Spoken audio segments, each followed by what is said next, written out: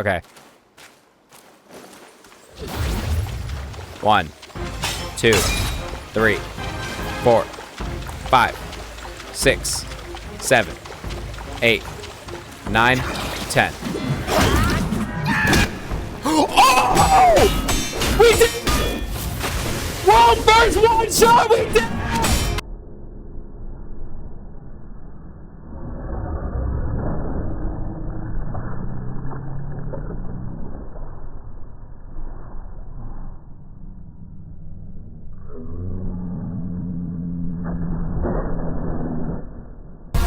World first one-shot in Black Myth Wukong. I broke Elden Ring, I broke Wukong. What's up? I'm SYROBE, and this is how I achieved the world's first Black Myth Wukong true one-shot with my build that deals over 15,000 damage in a single hit. Most of you may know me for inventing OP meta builds for Elden Ring, and after breaking the limits and inventing metas for Elden Ring over the last 3 years, I decided to take my skills into other games, starting with Black Myth Wukong. It hasn't even been a week since Black Myth Wukong release, and I already broke the game, on top of no hitting the final boss in my other video. I'll be going over all my stats and gear for this build and explaining how everything works. So one of my favorite things about Black Myth Wukong is that you can infinitely respec for free at any shrine resting spots. By going to the Reignite the Sparks tab, you can refund individual skill tree points or reset all your points at once. So be sure to copy my stats as closely as possible for the best results. This entire build centers around a very secret spell known as Spellbinder. It's a hidden spell that I'll show you how to get right now. You basically just need to go to this area and find and defeat the hidden boss later in chapter 3. The spell automatically gets acquired upon defeating this boss in this area. I've already defeated it, which is why he's not here, but he'll be here for you. Once that boss is defeated, you get the new spell, Spellbinder, which basically consumes all mana and stamina and prevents you from using any of your spells. For any MMO players out there, this is basically a silence cast on yourself. You might think this is bad, but let me show you why it's secretly overpowered. Spellbinder silences you, but in exchange you get a ton of buffs, like damage buffs, crit buffs, and more. So now that we're in the Reignite the Sparks tab, we can upgrade Spellbinder to the max level and level up all the points in its skill tree. Most of the upgrades aren't really important, but the last 2 Spellbinder upgrades are insane, and that's exactly what we need. The last one gives you increased crit chance, while the second to last one gives you a permanent damage buff when Spellbinder is used. But the damage you get from Spellbinder increases based on your maximum mana cap. So the more mana you have, the more damage you'll deal. Keep in mind, once you use Spellbinder, these buffs will never go away until you rest or die. So these damage and crit buffs are essentially permanent until death. Now, since the Spellbinder prevents the use of any spells, you don't need to level up any other spells, and you can just max out the Spellbinder tree and save your points for later. Now, for my first set of stats here, you don't really need the stamina tree, but if you have extra points to spend, definitely get everything in the stamina tree. It's all extremely valuable and underrated. But if you can't get both, then just go for the survival tree's side and ignore the stamina tree until later. First, max out your crit chance right here, and then max out the crit damage.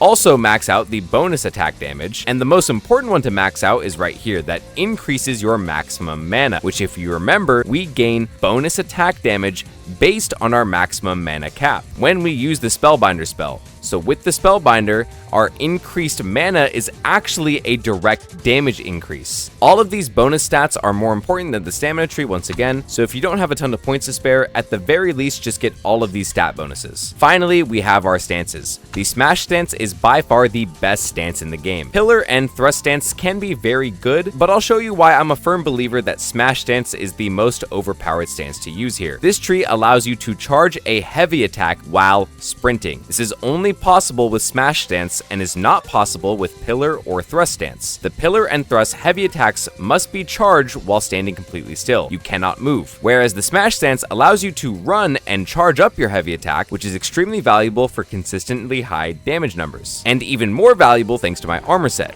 you need to wear the full Pilgrim set. I'm a firm believer that the Pilgrim set is the best armor set in the entire game. The Pilgrim set is a very early armor set that is unlocked via crafting and can be upgraded at the Tiger Blacksmith to a mythical value that has equal stats to the full Wukong official set, and also unlocks a secret mythical bonus for the Pilgrim set. This allows you to sip your healing gourd while running, with little to no decrease in speed. Its other passive allows you to sprint faster than normal, generates free focus points while sprinting, and increases your attack as long as you're running. This attack bonus is basically a 10% damage bonus multiplier for each second, stacking up to 10 times, so up to a 100% damage bonus while you run. This is why Smash Stance is important, because again, it's the only stance that you can charge a heavy attack while sprinting, which fully benefits from this passive with the full Pilgrim set. I'll get more into the gear in a sec, but for the rest of your stance stats, just get all of the points that you see here in the Smash tree. Don't get any of the bottom ones, as they aren't really important for this build, and save those spark points for the survival tree if you're missing some. This is what all of your stats should look like. Now let's get into the relics. For my relics, I need to showcase this. You get a new relic at the end of each chapter, but you can also respec these, which people don't realize you can do. So for my build, I use Keen Insight on the first relic, which is a 10% crit damage bonus. Then for the rest, I use All Ears, Lingering Aroma, and Refreshing Taste. Again, you get a new relic at the end of each chapter, but the most important one you get after chapter 1. Now onto our gear. There are a lot of pieces that you need.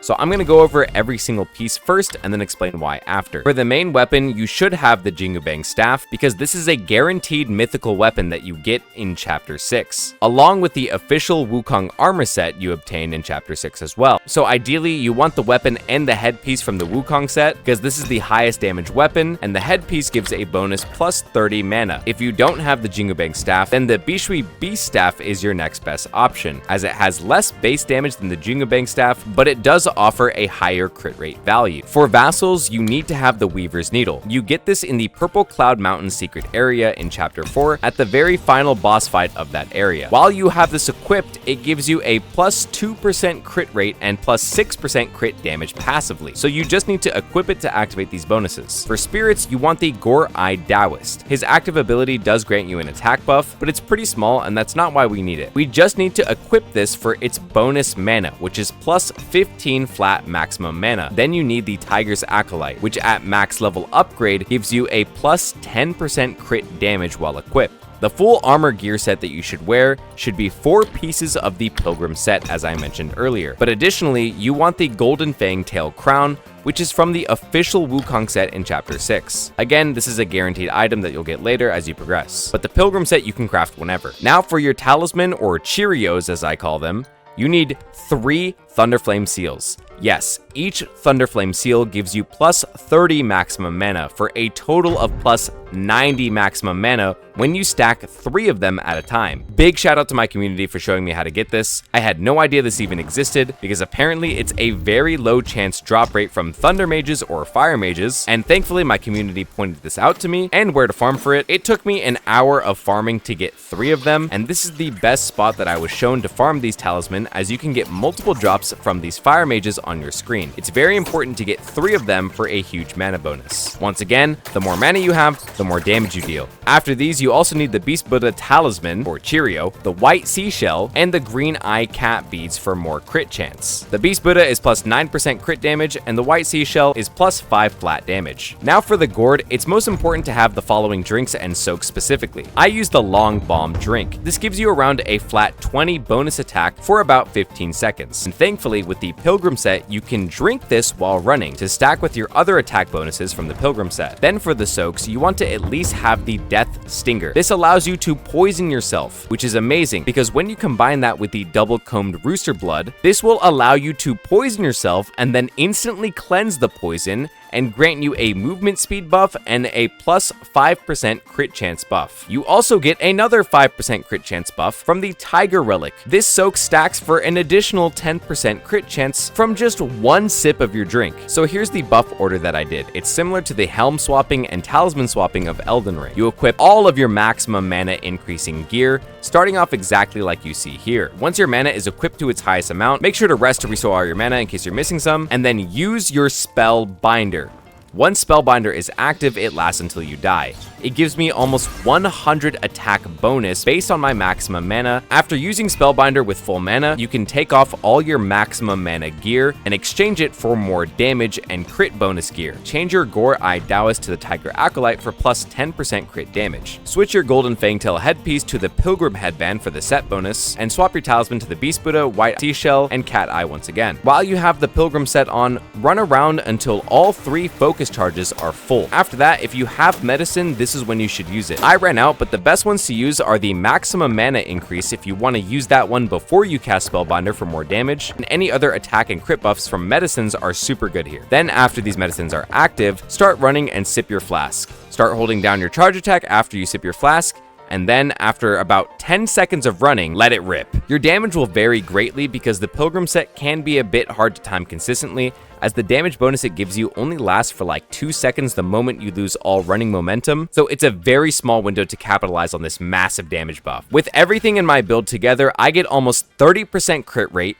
200% crit damage, and over 500 base attack, which is how I achieved the world's first one-shot in Black Myth Wukong, and invented the strongest build in Black Myth Wukong. Once again, big shout out to my community, and if you want to be a part of the action, follow my Twitch link where I streamed all of this live. The link is down in the description below, and is also where I practice my no-hit runs and challenge runs for Black Myth Wukong. And I'll see you all in the next video.